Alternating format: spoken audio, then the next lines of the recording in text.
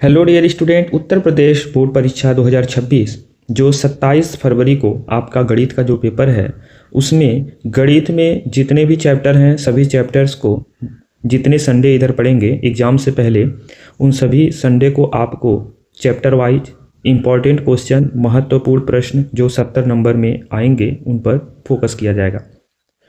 आज जैसा कि आप देख पा रहे हैं कि थंबनेल में भी लिखा है उत्तर प्रदेश बोर्ड परीक्षा 2026 गणित 27 फरवरी 2026। आज हम बात करेंगे वास्तविक संख्या से जो भी महत्वपूर्ण प्रश्न 70 नंबर में आएगा उन पर कोशिश होगा। और जैसा कि आप देख पा रहे हैं कि 70 नंबर लाना है तो आओ, यानी आपको अगर 70 नंबर लाने हैं तो आपको मेरे चैनल से जुड़ना होगा, जिसके लिए एक छोटा सा कार्य करना है। आपको मेरे चैनल को सब्सक्राइब करना है और बेल आइकॉन्स पे क्लिक करना है ताकि जैसे ही कोई भी वीडियो अपलोड हो आपको नोटिफिकेशन के माध्यम से सबसे पहले मिल जाए। तो आज का जो टॉपिक है वो आपकी वास्तविक संख्या। और एक चीज़ और ध्यान देंगे, इंग्लिश मीडियम के बच्चों के लिए भी वीडियो बनेगा और हिंदी मीडियम के भी बच्चों के लिए वीडियो बनेगा। तो अगर आप हिंदी मीडियम के हैं तो ये आपके लिए है, इंग्लिश मीडियम के बच्चे वेट करेंगे उनके लिए भी रियल नंबर्स का एक वीडियो आने वाला है। तो वास्तविक संख्या में आज हम बात करने वाले हैं। हमने सबसे पहले लिया है उदाहरण के प्रश्न को, जैसा कि आपके सामने दिख रहा है उदाहरण 3। आपके एनसीईआरटी के बुक में उदाहरण 3 जो है वो एक महत्वपूर्ण प्रश्न बन सकता है। इसमें बात हो रही है कि अभाज्य गुणनखंड विधि द्वारा 96 और 104 का HCF ज्ञात कीजिए और फिर इनका LCM भी ज्ञात कीजिए। उदाहरण 3 में बात हो रही है कि अभाज्य गुणनखंड विधि द्वारा। तो देखिए, जब भी किसी विधि की बात हो तो आप जब बोर्ड एग्जाम का पेपर दे रहे हैं तो सबसे पहला काम आपका ये होगा कि आप हेडिंग डालेंगे अभाज्य गुणनखंड विधि। हेडिंग डालेंगे अभाज्य गुणनखंड विधि, गुणनखंड विधि। ठीक है, अभाज्य गुणनखंड विधि एक हेडिंग डाल देंगे और फिर इसके बाद इसका सॉल्यूशन स्टार्ट करेंगे। थोड़ा सा इसका साइज हम बढ़ा देते हैं। ठीक है, अब हम स्टार्ट करेंगे अभाज्य गुणनखंड विधि। हेडिंग हो गया। हेडिंग के बाद किसका 96 का और 104 का आपको क्या निकालना है HCF और क्या निकालना है LCM, ये आपको निकालना है। तो आपके लिए जैसा कि पता होना चाहिए कि एक साइड यहाँ पर जब भी आप बोर्ड एग्जाम में लिखेंगे तो रफ कार्य जो होगा वो आपको सबसे पीछे वाले पेज पे करना है, लेकिन यहाँ पर मैं साइड में रफ कार्य कर रहा हूँ क्योंकि आपको समझाना है। ये आपके लिए रफ कार्य है। आप ऐसे नहीं बोर्ड कॉपी में लिखेंगे, आप सबसे पीछे वाले पेज पे लिखेंगे, लेकिन अभी के लिए रफ कार्य करना है तो मैं साइड में रफ कार्य कर रहा हूँ। पहला दिया है 96। अब देखिए, आपको दो विधि बताया गया होगा, एक ट्री मेथड बताया गया होगा, ठीक है, और एक भागफल विधि बताया गया होगा। एक गुणनफल विधि और एक भागफल विधि। तो जिससे भी आपको पसंद रहे, तो जैसे भागफल से करना चाह रहे हैं तो 2 से अगर इसको कट करें तो 2 चौके 8 और 2 8 16। फिर 2 से कट करेंगे तो 2 दूनी 4, 2 चौके 8। फिर 2 से जाएगा 2 1 कम 2, 2 दूना 4। फिर 2 से जाएगा 6 बार में, 2 से जाएगा 3 बार में और 3 से जाएगा 1 बार में। तो यहाँ पर क्या क्या हो गया, 2 कितनी बार है 1 2 3 4 5 बार। तो 2 गुणे 2 गुणे 2 गुणे 2 गुणे 2 5 बार लिख लेंगे और फिर एक 3 है तो 3 को लिख लेंगे। ये हो गया 96। ठीक है, अब बारी किसकी है 104 की, तो 104 का निकालते हैं। बहुत ही आराम से देखिए, आपको ऐसे ही आराम से बताया जाएगा। 2 से 2 पचे 10 और 2 दूना 4। फिर 2 से 2 दूना 4, 2 छके 12। फिर 2 से 13 और फिर 13 से जाएगा 1 बार में। तो 2 कितनी बार है 3 बार, तो 1 2 3 और फिर आपका 13 है। HCF जिसको हिंदी में कहते हैं मॉस ऑफ हाईएस्ट कॉमन फैक्टर। तो यहाँ पे ध्यान से देखेंगे तो हाईएस्ट कॉमन फैक्टर में आपका यहाँ पर कॉमन देखना है। तो 2 कॉमन हो गया, एक ये 2 कॉमन हो गया और एक ये 2 कॉमन हो गया। तो जो कॉमन है उन्हीं का मल्टीपल कर देना है। तो 2 2 2, तो इस तरह से 2 दूना 4 दूना 8 आपका हो जाएगा HCF। ये आपका आंसर हो गया। ठीक है, अब बारी है LCM की। तो HCF जो है वो तो है ही, और बाकी जितने बचे हुए हैं उनका मल्टीप्लाई कर देना है। तो यहाँ पे देखिएगा 2 दूना 4, 4 तियाँ 12। और 12 अठे कितना होता है 96, ठीक है। और 96 का 13 में गुणा कर दीजिए, 13 छके 78 को 8 हासिल 7, 13 नवा 117 और 117 में 7 जोड़ेंगे तो 7 7 14 को 4 हासिल 1 2 1, तो 12 48 आपका निकल जाएगा क्या LCM। और ये जो रफ कार्य है इसको हम मिटा देते हैं, क्योंकि ये रफ कार्य हमको क्या करना है, जो बोर्ड एग्जाम की कॉपी मिलेगी उसमें सबसे लास्ट पेज पे आपको करना है। तो ये रहा आज का महत्वपूर्ण प्रश्न जो कि उदाहरण से हमने लिया था। अगले क्वेश्चन की ओर बढ़ते हैं।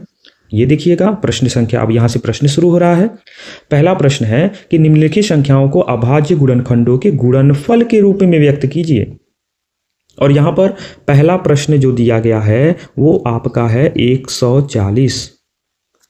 अब 140 को लिखना है तो पहले कैसे लिखेंगे, देखिए आप जैसे वो कर रहे थे ना वैसे भी कर सकते हैं, करिए वैसे ही करिए क्योंकि आपको यहाँ बेहतर समझ में आएगा। हम लोग क्या कर रहे थे, रफ कार्य कर रहे थे, और जैसा कि आपको हम बार बार नहीं बताएंगे, बस एक बार बताएंगे। एक बार चलिए और बता देते हैं कि बोर्ड कॉपी के सबसे पीछे वाले पेज पे रफ कार्य कीजिएगा और उसको क्रॉस जरूर कर दीजिएगा। तो ये सब चीज़ें मैं छोटी छोटी चीज़ें आपको बोर्ड एग्जाम के पहले बता दूंगा, मतलब कॉपी में कैसे लिखना है, रफ कार्य कैसे करना है, कहाँ करना बेस्ट रहेगा, कहाँ करना बेस्ट नहीं रहेगा, किस पेन का यूज़ करना है, ब्लैक का यूज़ कहाँ, ब्लू का यूज़ कहाँ करना है, ये सब मैं आपको बताऊंगा। इसके लिए आप पेशेंस रखिए, अभी बस क्वेश्चन को समझना जरूरी है। ये समझना जरूरी नहीं है कि रफ कार्य कहाँ करना है, अभी आप क्वेश्चन कर लेंगे तो वो आपके लिए ज़्यादा इंपॉर्टेंट रहेगा। 140 है तो 140 जैसा कि आप करते आ रहे हैं, 2 से जाएगा कितनी बार में 70, थोड़ा फास्ट भी जाएंगे, 2 से जाएगा कितनी बार में 35, 5 से जाएगा 7 और 7 से जाएगा 1, तो यहाँ पे क्या बनेगा 2 गुणे 5 गुणे 7। तो अभाज्य गुणनखंडों के गुणनफल के रूप में लिखना है, तो बस यहीं पे अगर आप आंसर लिख देते हैं तो ये क्वेश्चन गलत भी हो सकता है, ये ध्यान दीजिएगा। तो करना क्या है, तो करना ये है कि आप जब भी किसी संख्या का गुणनफल बारंबार आ रहा है, जैसे 2 का एक बार और 2 में गुणा हो रहा है, तो इसको 2 गुणे 2 नहीं लिखेंगे, 2 के खाते 2 लिखेंगे, फिर 5 लिखेंगे, फिर 7 लिखेंगे, तब आंसर लिखेंगे, ये आपका सही उत्तर माना जाएगा। ऐसे ही दूसरा प्रश्न दिया है, दूसरे में दिया है 5005। ये इसको आप IMP कर सकते हैं, ये बहुत गजब का क्वेश्चन है, ठीक है। अब ये देखिएगा 5005, इसको भी रफ कार्य में ही करना है, तो रफ कार्य में इसको ही मिटा देते हैं और 5005 को देखते हैं। जैसा कि आपको लास्ट में 5 दिख रहा है तो 3 से भी जाएगा, तो 3 से जाने के लिए अंकों का योगफल 3 का गुणज होना चाहिए, तो 5 5 10 30 के पहाड़े में नहीं आता है, तो ये 3 से तो नहीं जाएगा, अब जाएगा 5 से। 5 एक कम 5 और 5 एक कम, और 1001 ये दिमाग में एकदम बैठा लीजिए, 1001 ये 7 से कटेगा, दिमाग में बैठा लीजिए। 7 एक कम 7, 3 0, 7 चौके 28, 2 1 7 त्रिकी 21, और 143 जाएगा 11 से, 11 एक कम 11 और 11 तियाँ 33, और ये जाएगा किससे 13 से एक बार। इसीलिए हमने कहा ये बहुत गजब का क्वेश्चन है। तो यहाँ पे 5005 में क्या बनेगा 5 गुणे 7 गुणे 11 गुणे 13, और ये आपका क्या हो जाएगा आंसर हो जाएगा। अब बचता है तीसरा, तो उसको भी देख लिया जाए। तो देखते हैं तीसरे में किसकी बात हो रही है, तीसरे में बात हो रही है 156 की, और 156 का निकालेंगे तो 156 का हो जाएगा 2 से 2 सत्ते 14, 8 16 ज़्यादा हो जाएगा, 2 सत्ते 14 और 2 8 16, फिर 2 से 2 तियाँ 6 और 2 9 18, अब 2 से तो नहीं जाएगा, 3 से, 3 एक कम 3, 3 त्रिकी 9, और फिर 13 से जाएगा एक बार में, तो क्या क्या होगा 2 गुणे 3 गुणे 13। तो यहाँ पे 2 का गुणा 2 बार हुआ है तो इसको 2 के खाते 2 लिख देंगे, फिर 3 लिखेंगे, फिर 13 लिखेंगे, और ये जाके आपका क्या बनेगा आंसर बनेगा। तो ये आपका प्रश्न संख्या 1 समाप्त हो गया। आई होप आपको सारी चीज़ें बेहतर समझ में आ गई होंगी। अब बढ़ते हैं अगले क्वेश्चन नंबर 2 की ओर। क्वेश्चन नंबर 2 में देखिएगा, क्वेश्चन नंबर 2 में बात हो रहा है प्रश्न संख्या 2 में कि अभाज्य गुणनखंड विधि द्वारा निम्नलिखित पूर्णांकों के HCF और LCM ज्ञात कीजिए। ये भी अच्छा क्वेश्चन है। पहला प्रश्न दिया है 12, फिर दिया है 15 और फिर दिया है 21। अब 3 संख्याओं का आपसे पूछ रहा है कि HCF और LCM क्या होगा। तो जब छोटा छोटा संख्या आती है इसको आप कर ही सकते हैं, 12 को लिख सकते हैं 2 दूना 4 और 4 तियाँ 12, 15 को लिख सकते हैं 3 पचे 15 और 21 को लिख सकते हैं 3 सते 21। और क्या निकालना है? HCF निकालना है। तो HCF निकालने के लिए क्या करना है? तो यहाँ पे देखिएगा, ये 3, इसमें भी 3 और इसमें भी 3, तो ये 3 क्या बन जाएगा? HCF का आंसर बन जाएगा, क्योंकि बाकी कोई भी कॉमन नहीं है। अब बारी LCM की। LCM कैसे निकालेंगे? तो LCM के लिए हमने बताया 3 तो लिखना ही है, 2 गुणे 2 है और फिर 5 है और क्या है? 7 है। तो लिख दीजिए 3 दूना 6, 6 दूना 12, 12 पचे 60, 60 सते 420। तो ये आपका आंसर हो जाएगा। ऐसे ही अगला क्वेश्चन देखेंगे, सेकेंड वाला। सेकेंड को फिर आप क्या कर दीजिए? IMP कर दीजिए। क्यों करेंगे अभी मैं बता रहा हूँ। 17 है अभाज्य संख्या, तो 17 को 1 गुणे 17 लिखेंगे। 23 है अभाज्य संख्या, तो इसको लिखेंगे 1 गुणे 23। 29 है अभाज्य संख्या, तो इसको लिखेंगे 1 गुणे 29। अब जब HCF निकालने जाएंगे तो HCF में कॉमन में आपको केवल क्या मिलेगा? 1 मिलेगा, और 1 कॉमन में मिलेगा तो HCF 1। कभी भी अभाज्य संख्याओं का HCF क्या होता है? 1 होता है। और LCM उनका गुणनखंड यानी 17, 23 और 29 को गुणा कर देना है।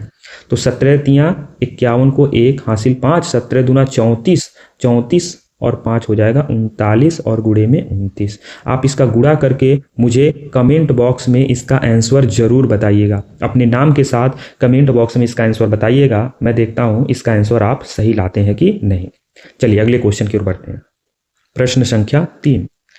प्रश्न संख्या 3, इसको भी आप जरूर IMP का टिक लगा लेंगे। ये क्वेश्चन कई बार एग्जाम में रिपीट हुआ है, इसलिए मैं कह रहा हूं।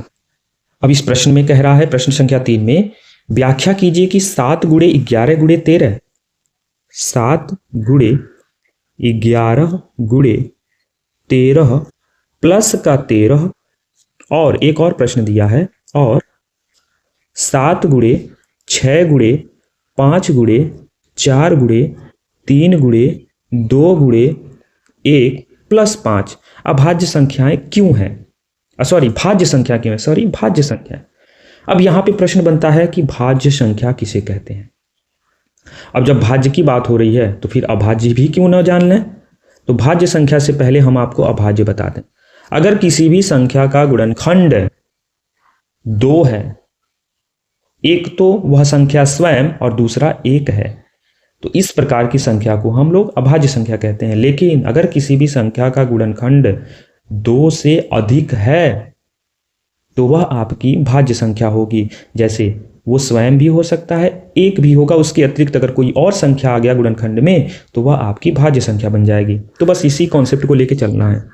अब यहाँ पर ध्यान से देखेंगे तो 7 गुणे 11 गुणे 13 प्लस 13 में आपको दिखने को मिल रहा है कि 13 को हम लोग कॉमन कर सकते हैं।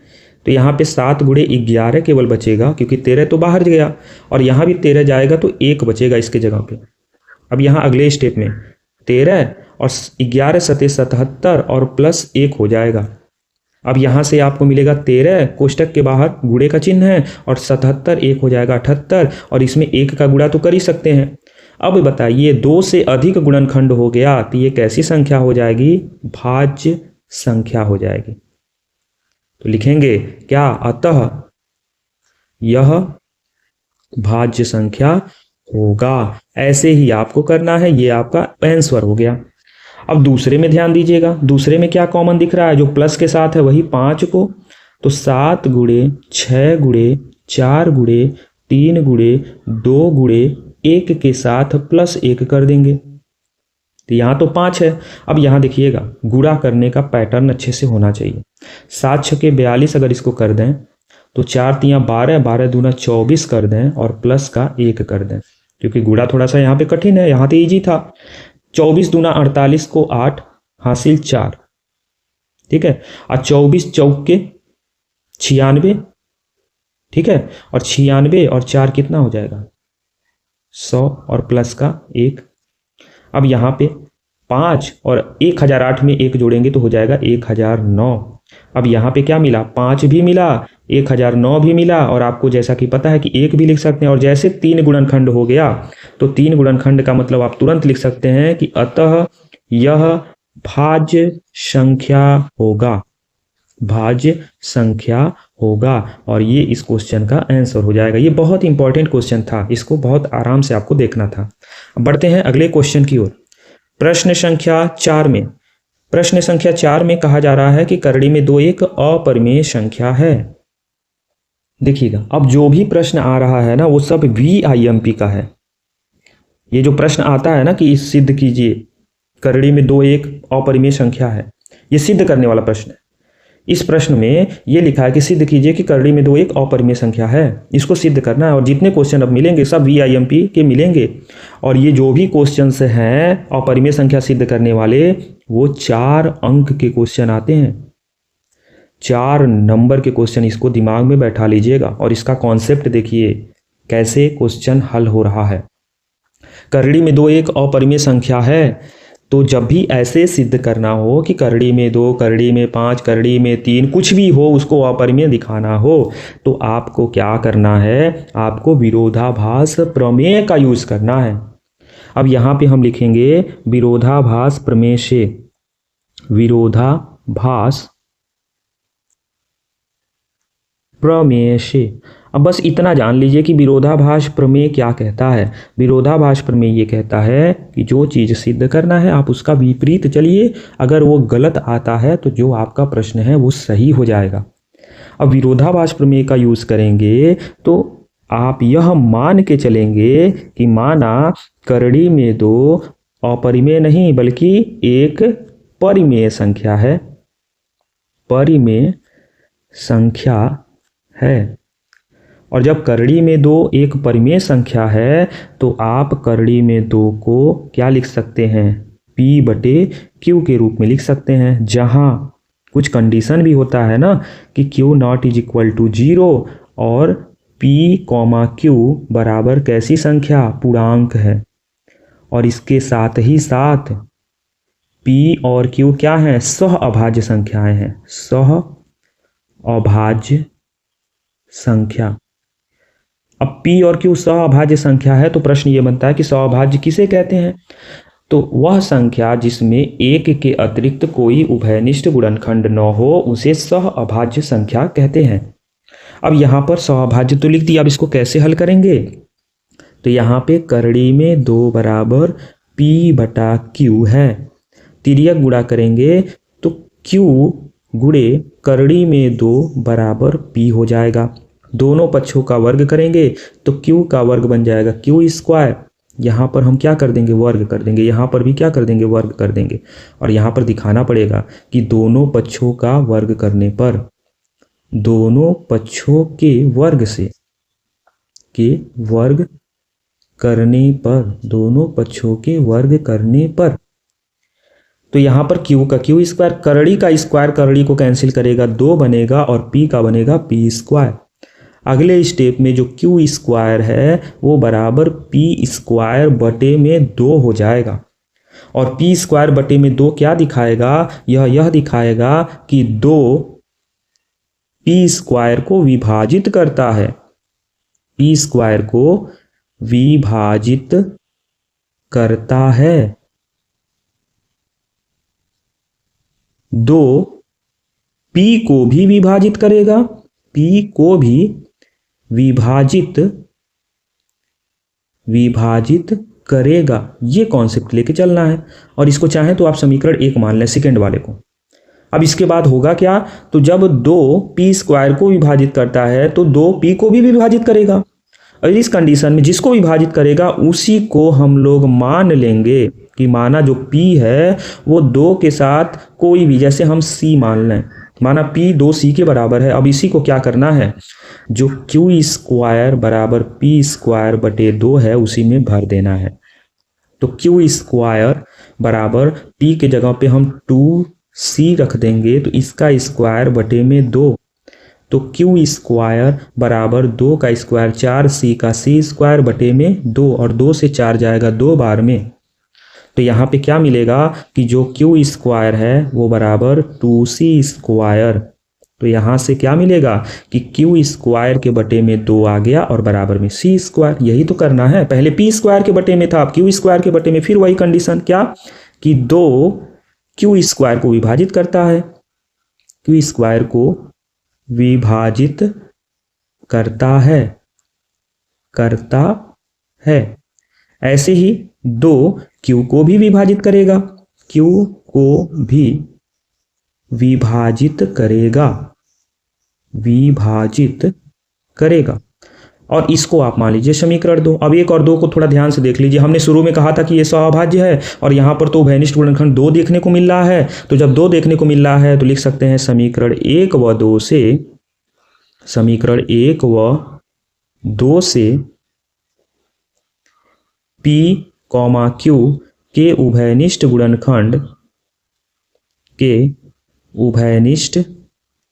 गुणनखंड क्या है? 2 हैं, जो कि माने गए कथन का विरोध करते हैं,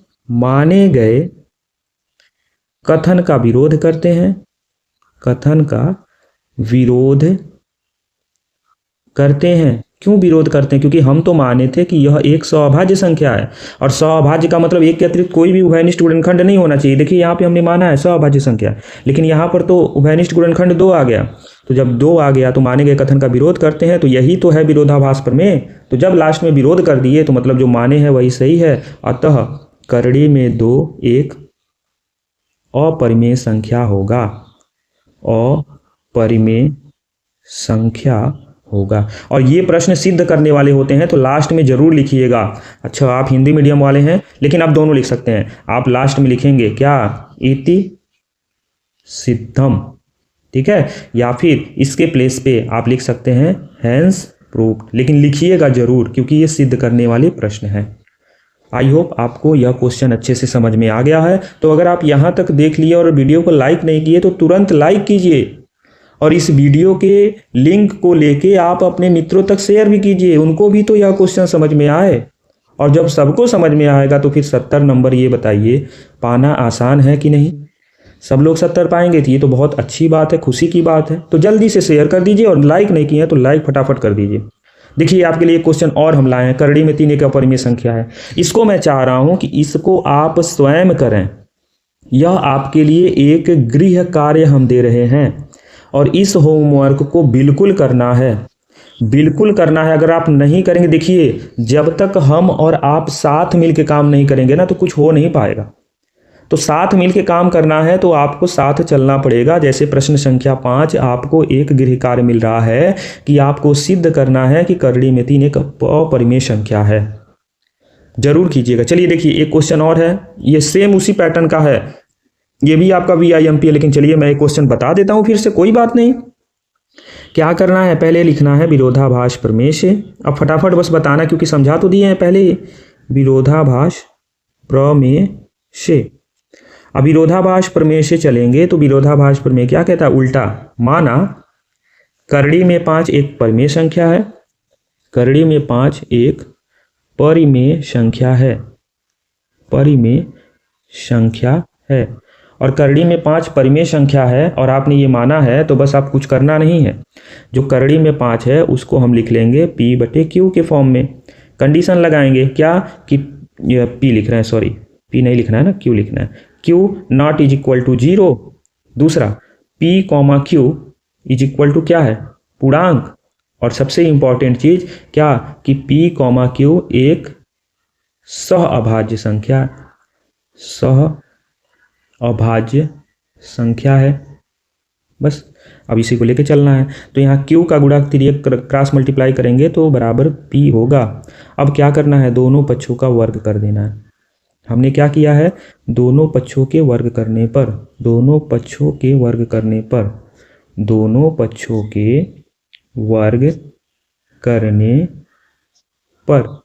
वर्ग कर दोगे आप तो Q का बन जाएगा Q स्क्वायर, करड़ी स्क्वायर कैंसिल हो जाएगा और यहाँ पे बचेगा P स्क्वायर, और बटे में भेजेंगे तो Q स्क्वायर बराबर में हो जाएगा P स्क्वायर और बटे में 5 क्यों लाया जाता है? क्योंकि हम दिखाएंगे कि 5 P स्क्वायर को विभाजित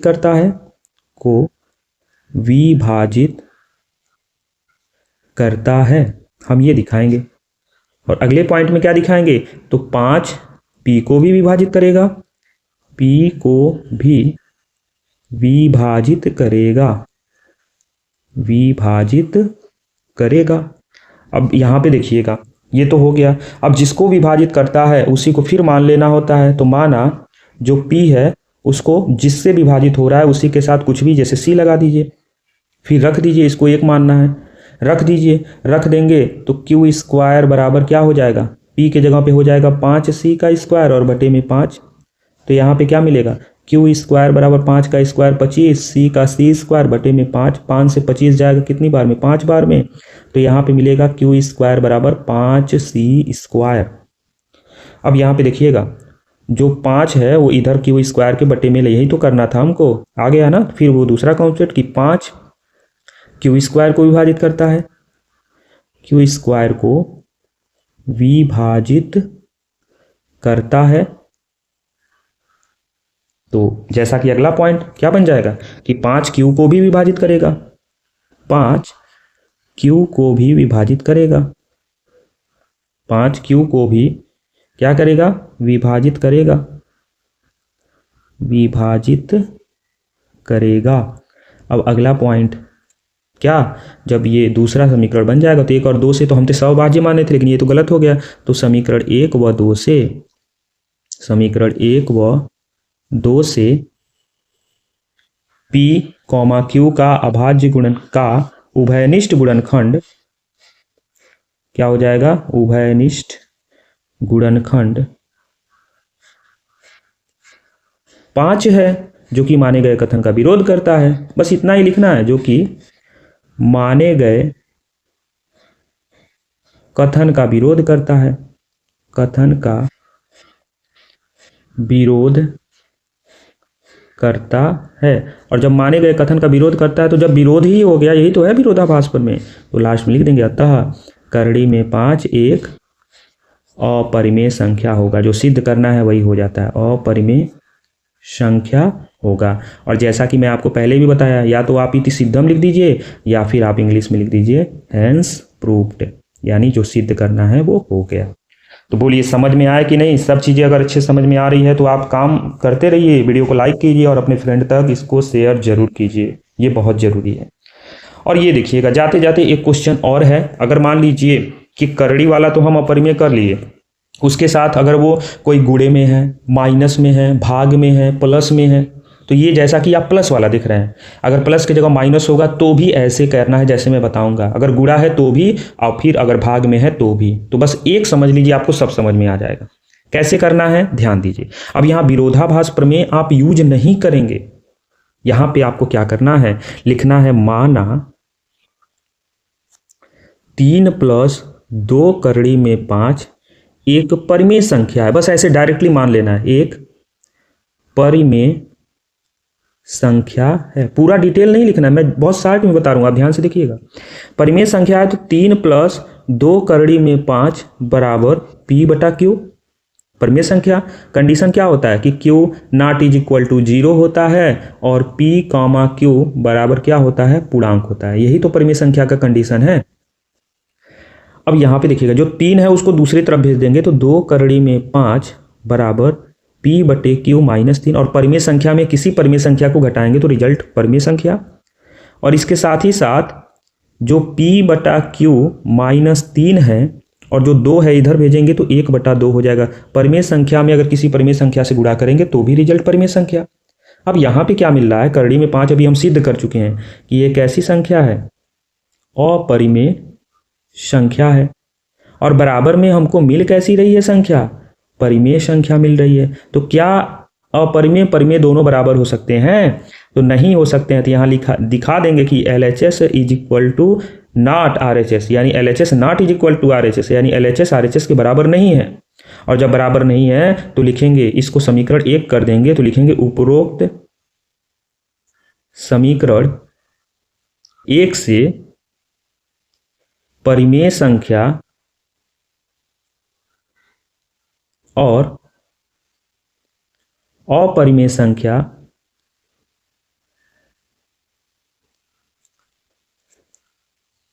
कभी भी परस्पर बराबर नहीं हो सकते, कभी भी परस्पर बराबर नहीं हो सकते, नहीं हो सकते। और जब परस्पर बाहुपद नहीं हो सकते तो जो दिया है उसको सही कर दीजिए। अतः 3 + 2 करड़ी में 5 एक अपरिमेय संख्या होगा। इसमें बस यही छोटा सा कॉन्सेप्ट लेके चलना था, क्योंकि इसमें ज़्यादा नहीं लिखना है, आपको लिखना उसमें है जो अभी ऊपर वाले क्वेश्चन थे, लास्ट में आपको लिख देना है हैंस प्रूव्ड। ठीक है, ये था जी आपका चैप्टर नंबर 1 यानी अध्याय 1, आपकी वास्तविक संख्या से संबंधित जो भी महत्वपूर्ण प्रश्न हैं जो 70 नंबर में आ सकते हैं, उन सभी प्रश्नों को बता दिया गया है और मैंने अच्छा समय लेके आपको पूरे विस्तार से समझाया है। अगर आपको बिल्कुल समझ में आ गया तो ठीक है, वीडियो को लाइक कीजिए, अपने मित्रों तक शेयर कीजिए। अगर पहले अध्याय में वास्तविक संख्या में किसी प्रश्न में आपको डाउट है तो आप कमेंट बॉक्स में अपना नाम और प्रश्न संख्या लिखिएगा, उसको भी वीडियो बनाया जाएगा। अगर जितना भी बताया गया इसको आप देख लिए तो वास्तविक संख्या से एक भी क्वेश्चन आपका बाहर नहीं जाएगा, यहीं से आएगा और आप उस क्वेश्चन को हल करेंगे और अच्छे नंबर भी पाएंगे। मिलते हैं अगले रविवार को और उस दिन हम बात करेंगे अध्याय 2 बहुपद से महत्वपूर्ण प्रश्न पे। अगर आपको वीडियो अच्छा लगा है तो लाइक जरूर कीजिएगा, पुनः मैं एक बार बोल रहा हूँ, लाइक जरूर कीजिएगा और अपने मित्रों तक शेयर जरूर कीजिएगा। Thank you so much.